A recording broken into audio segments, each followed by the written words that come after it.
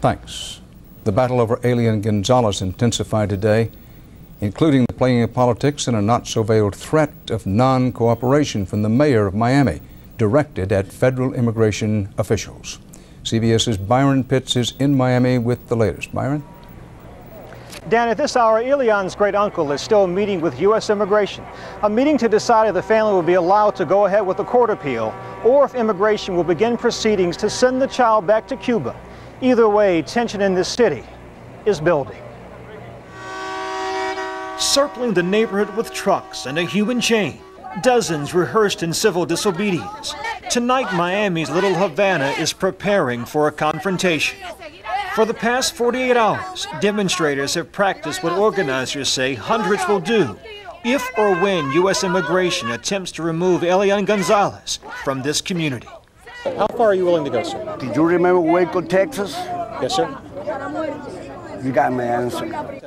Angry words with a proven history. In the past, demonstrators have temporarily shut down the city's airport, major highways, and downtown.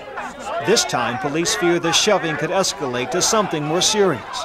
The mayor of Miami says local police will not assist federal officers if they attempt to take the 6-year-old back to Cuba. If there is trouble here, he blames Washington. We are holding the federal government responsible, and specifically Janet Reno and the President of the United States, for anything that may occur in this community. Meantime, 6-year-old Elian waits at his uncle's house. Relatives pulled him out of school last week for what they called security reasons. Relatives who are still hopeful they will have another day in court. Tonight, a spokesman for INS said the agency will not remove the child tomorrow as it first threatened, but the countdown has begun. Dan? Byron Pitts in Miami. President Clinton says he disagrees with a federal judge's ruling today that he, the president, violated the privacy of former White House volunteer Kathleen Willey, a misdemeanor. In a 60 Minutes interview in 1998, Willey claimed the president made unwanted sexual advances. In an effort to refute that, White House aides released friendly letters Willey wrote after the incident she said happened. The president said today he released Willey's letters, quote, reluctantly, but the president said it was the only way to refute her accusations. On another matter, the president predicted today that the price of home heating oil and gasoline will fall over the next few weeks now that OPEC has agreed to boost somewhat production under U.S. pressure. Others are not so sure. Oil was one of the main topics of a White House news conference today, and CBS's John Roberts was there. President Clinton today applauded OPEC's decision to increase oil production, and he called on gasoline retailers to cut prices now.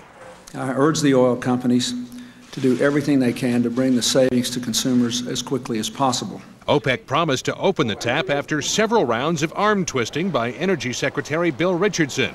And while analysts say there's no way to predict how far prices will drop, Richardson is optimistic. 11 cents by the end of September, 18 cents by the end of the year. Mr. Clinton said that reduced prices will ease the burden on truckers and low-income Americans and keep both the U.S. and world economies humming. But the crisis has done nothing to change America's insatiable thirst for foreign oil. Sales of gas-guzzling SUVs are expected this year to top passenger cars for the first time. Critics warn of more trouble ahead. I'm not pointing fingers at anybody, but we don't have a good energy policy for the future. It was easy to get complacent because prices were relatively low. Have you done enough, both practically and psychologically, to promote the idea of weaning this country off of fossil fuels? Well, maybe not, but I've done a lot more than the Congress has. I hope very much that this is a little bit of a wake-up call for all of us and that we can put this on the front burner and get some action. But by encouraging OPEC nations to increase oil production, the president has effectively taken the urgency off of the search for more fuel efficiency and alternative fuels.